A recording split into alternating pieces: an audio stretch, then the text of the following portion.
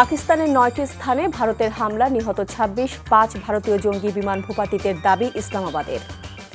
পাক ভারত যুদ্ধ স্থায়ী হলে ক্ষতিতে পড়বে বাংলাদেশ, ব্যাহত হবে আমদানি রপ্তানি, আশঙ্কা বিশ্লেষকদের। নির্বাচনের রোডম্যাপ ঘোষণা হলেই দেশের সমস্যা কমে আসবে, নয়তো বরণ করতে হবে অতীতের পরিণতি বিএনপি।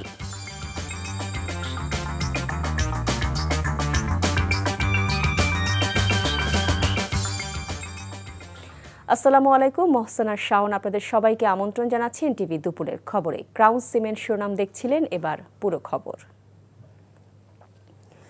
শুরুতেই ভারত পাকিস্তান হামলা প্রসঙ্গ। পাকিস্তানে সেনা, নৌ ও বিমান হামলা চালিয়েছে ভারত। এ হামলায় পাকিস্তানে অন্তত ২৬ জন নিহত ও ৪৬ জন আহত হয়েছে। ভারতীয় কর্তৃপক্ষের মতে অপারেশন সিঁদুর নামের এই অভিযানে পাকিস্তানের ৯টি স্থানে হামলা চালানো হয়েছে।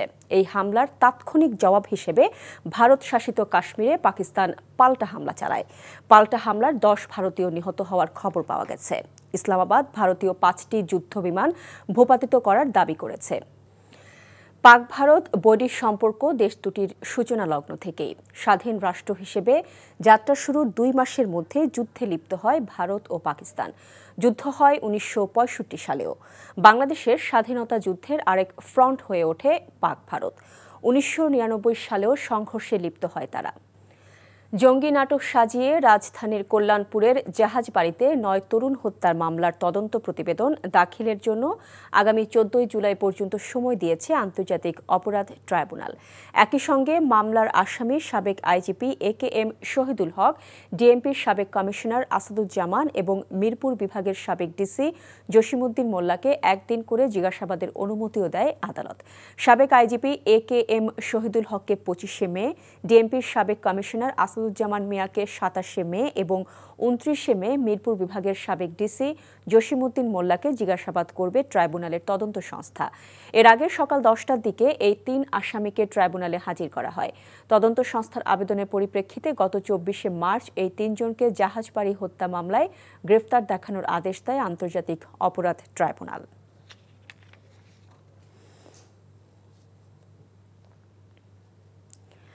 রাজনৈতিক দল হিসেবে বাংলাদেশ জামায়াতে ইসলামীর বাতিল হওয়া নিবন্ধন ফিরে পেতে করা আপিলের শুনানির জন্য ১৩ মে দিন ধার্য করেছে আপিল বিভাগ। আজ আপিলের দ্রুত শুনানির গুরুত্ব তুলে ধরে আইনজীবী মোহাম্মদ শিশির মনির আপিল বিভাগে বলেছেন, জামায়াতে ইসলামী নিবন্ধন না থাকায় দেশে গণতন্ত্র উত্তরণের প্রক্রিয়ায় অনিশ্চয়তা তৈরি করছে। এ কারণে জামায়াতের নিবন্ধন মামলাটি দ্রুত শুনানি হওয়ার প্রয়োজন। এ সময় প্রধান বিচারপতি ডক্টর সৈয়দ রেফাত আহমেদের নেতৃত্বাধীন পূর্ণাঙ্গ বেঞ্চ আপিল শুনানির জন্য আগামী ১৩ মে দিন ধার্য করেন। গত বছরের ২২শে অক্টোবর রাজনৈতিক দল হিসেবে জামায়াতে ইসলামীর বাতিল হওয়া নিবন্ধন ফিরে পেতে খারিজ হওয়া আপিল পুনরুজ্জীবিত করে আপিল বিভাগ।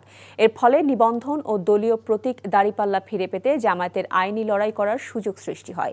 ২০১৩ সালের ১ আগস্ট জামায়াতে ইসলামী নিবন্ধন বাতিল ও অবৈধ ঘোষণা করে রায় দেয় হাইকোর্ট। এরপর ২০১৮ সালের ৭ ডিসেম্বর দলটি নিবন্ধন বাতিল করে প্রজ্ঞাপন জারি করে নির্বাচন কমিশন। নির্বাচনী রোডম্যাপ ঘোষণা করলেই দেশের সমস্যা কমে আসবে, আর তা না হলে অতীতের মতো পরিণতি হবে বলে মন্তব্য করেছেন বিএনপি নেতারা।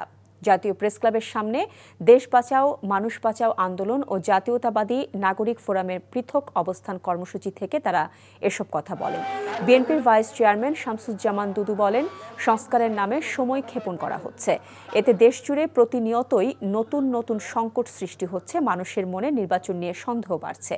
অন্যদিকে বিএনপি চেয়ারপারসনের উপদেষ্টা জয়নাল আবদিন ফারুক বলেছেন, জাতীয় নির্বাচন নিয়ে কেউ যদি অন্তরাল থেকে দাবার গুটির চাল চালে তবে সরকারের উচিত হবে তাতে ভ্রুক্ষেপ না করে দ্রুত নির্বাচন দেয়া। তিনি বলেন, মানবিক করিডর নিয়ে যে কথা উঠেছে তার সিদ্ধান্ত নেওয়ার এখতিয়ার একমাত্র নির্বাচিত সংসদের। কোথাও যেন নির্বাচন নিয়ে একটা চক্রান্ত হচ্ছে, কোথাও যেন আপনাকে বাধা দেওয়ার চেষ্টা করছে, সেটা আপনাকে অবহিত হতেই হবে। আর দেরি নয়, কারো কথায় নয়, আপনিই গ্রহণযোগ্য ব্যক্তি। আপনার সিদ্ধান্ত, চূড়ান্ত সিদ্ধান্ত নির্বাচন ডিসেম্বরের মধ্যে দিতে হবে, দেওয়ার ব্যবস্থা করুন। আমি সরকারকে বলবো, গণতন্ত্র মেনে নেন, নির্বাচন মেনে নেন, দেখবেন রাতারাতি সকল সমস্যার সমাধান হয়ে আসবে। আর এটা যদি মানতে না পারেন তাহলে কুচকাওয়াজকে বেঁধে রাখা ভালো। আপনারা দেখছেন এনটিভি দুপুরের খবর। সময় হলো বিরতির, ফিরে এসে থাকছে। বাংলাদেশের 27 গুজরাটি মুসলমানকে পুশ ইন করল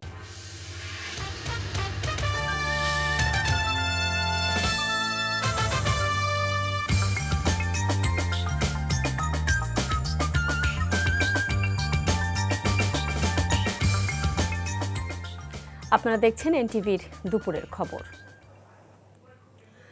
ভারত পাকিস্তানের পাল্টাপাল্টি হামলায় ক্ষতির মুখে পড়তে যাচ্ছে বাংলাদেশের অর্থনীতি। বিশেষজ্ঞরা বলছেন, দুদেশের যুদ্ধাবস্থা যতদিন থাকবে বাংলাদেশের আমদানি রপ্তানি ব্যাহত হবে। ইতিমধ্যে দুদেশের আকাশ বিমান চলাচলের জন্য বিপজ্জনক হওয়ায় বিকল্প পথে পণ্য আমদানি রপ্তানিতে বেশি অর্থ খরচ হবে বলে উদ্বেগ তাদের। দীর্ঘ যুদ্ধ চালিয়ে যাওয়াটা দুই পক্ষের জন্যই কঠিন। তো সুতরাং আর তাছাড়া যুদ্ধ করে কিছু ক্ষয়ক্ষতি আরেক পক্ষকে করে দিলেই অভ্যন্তরীণ যে জনমত আছে সেটার কাছে তারা নানান রকমের গল্প ফেঁদে বসতে পারবে, সত্যি মিথ্যা দিয়ে বলতে পারবে যে দেখো আমরা কীরকম শায়েস্তা করলাম। আকাশপথ বন্ধ করে দেওয়ার কারণে যেটা হয়েছে বা যেটা হবে, আমাদের আমদানির ক্ষেত্রে এখন অতিরিক্ত ভাড়া দিতে হবে। কারণ কার্গো ফ্লাইট বা যেই ফ্লাইটই হোক, ফ্লাইটটা যখন সরাসরি যেতে না পারে, যেমন ওই দিন দেখলাম কত বিলিয়ন ডলার এয়ার ইন্ডিয়াকে পে করতে হবে শুধু পাকিস্তান আকাশ সীমা বন্ধ করে দেওয়ার কারণে। খাগড়াছড়ির মাটিরাঙ্গার শান্তিপুর সীমান্ত দিয়ে বিএসএফ সদস্যরা 27 ভারতীয় মুসলিম নাগরিককে জোরপূর্বক বাংলাদেশে অনুপ্রবেশ করিয়েছে।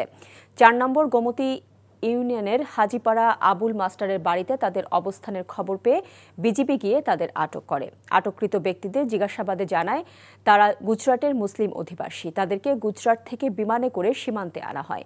ভোররাতে এলকে পাড়া ক্যাম্পে ভারতীয় বিএসএফ সদস্যরা তাদের শান্তিপুর সীমান্ত দিয়ে জোর করে বাংলাদেশে ঠেলে দেয়। তবে বিজিবির পক্ষ থেকে আনুষ্ঠানিকভাবে এ বিষয়ে কিছু স্বীকার করেনি। এদিকে কুড়িগ্রামের রৌমারী এবং ভুরুঙ্গামারী উপজেলার সীমান্তে অবৈধভাবে বাংলাদেশে পুশ ইন করা 8 বাংলাদেশি সহ আরও 44 জনকে আটক করেছে বিজিবি। আটককৃতদের মধ্যে বাকি 36 জন রোহিঙ্গা কিনা বিজিবি তা যাচাই বাছাই করছে। আটককৃতদের মধ্যে রৌমারী সীমান্তে 8 বাংলাদেশি সহ 30 জন ও ভুরুঙ্গামারী সীমান্তে 14 জন। ভোররাতে সীমান্ত দিয়ে বাংলাদেশের অভ্যন্তরে প্রবেশ করে ঘোরাঘুরির সময় স্থানীয়রা তাদের আটক করে বিজিবির হাতে তুলে দেয়। মেহেরপুর কুষ্টিয়া আঞ্চলিক মহাসড়কের শুকুরকান্দি এলাকায় ডাম্প ট্রাক এবং মাইক্রোবাসের সংঘর্ষে 3 জন নিহত হয়েছেন।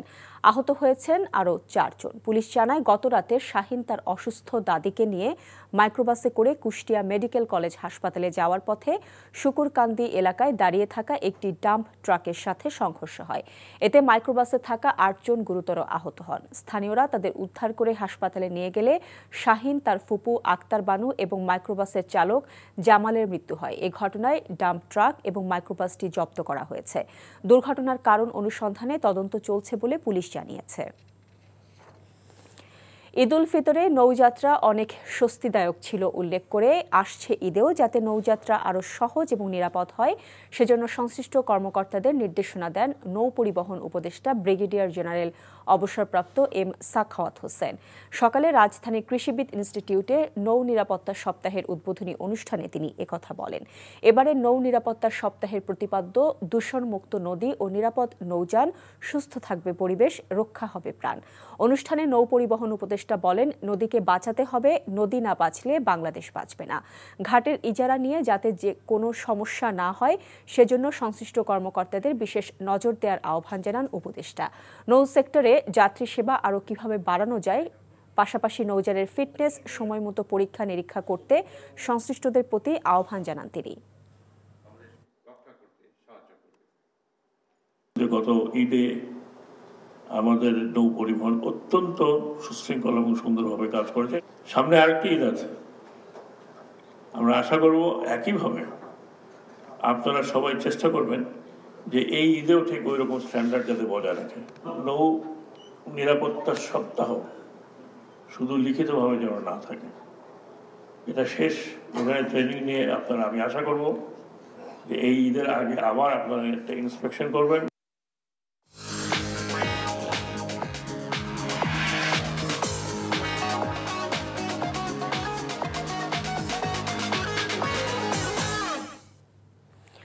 মার্কেন্টাইল ব্যাংক অর্থনীতির খবর।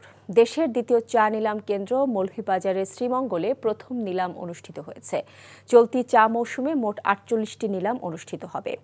৭ মে চলতি চা মৌসুমে প্রথম নিলাম শ্রীমঙ্গল চা নিলাম কেন্দ্রে সম্পন্ন হয়। মৌসুমে প্রথম চা নিলামে প্রতি কেজি গড়ে ২৩০ টাকা দরে প্রায় ৭১,৫০০ কেজি চা বিক্রি হয়েছে। নিলামে বিক্রির জন্য মোট ১,১৫,০০০ কেজি চা ওঠে। ৪৩,৫০০ কেজি চা অবিকৃত থাকে। এবারের নিলামে মৌলভীবাজারে ৫টি ব্রোকার্স হাউসের মাধ্যমে চা বিক্রি হয়। মোট ৩০ জন বায়ার চা নিলামে অংশ নেন। নতুন চা মৌসুমের প্রথম নিলামে সর্বোচ্চ ৪০০ টাকা দরে বিক্রি হয় তেলিয়াপাড়া চা বাগানের চা। সর্বনিম্ন দরে বিক্রি হয় ১৬০ টাকা প্রতি কেজি চা।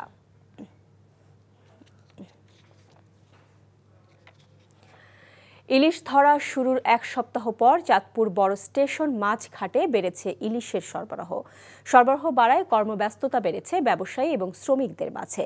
ক্রেতা বিক্রেতাদের হাঁক ডাকে মুখরিত এখন মৎস্য আড়ত। দক্ষিণাঞ্চলের নোয়াখালী হাতিয়া থেকে আসা ইলিশ ট্রাক থেকে শ্রমিকরা ঝুড়িতে করে আড়তের সামনে স্তূপ করছেন। পরে সেই ইলিশ আড়তের সামনে হাঁক ডাকে বিক্রি করছেন ব্যবসায়ীরা। আজকে চাঁদপুর মাছঘাটে ৩০০ থেকে ৩৫০ মণ ইলিশ সরবরাহ হয়েছে। আজকের বাজারে ১ কেজি ওজনের ইলিশ বিক্রি হচ্ছে ২,৮০০ টাকা থেকে ৩,০০০ টাকায়।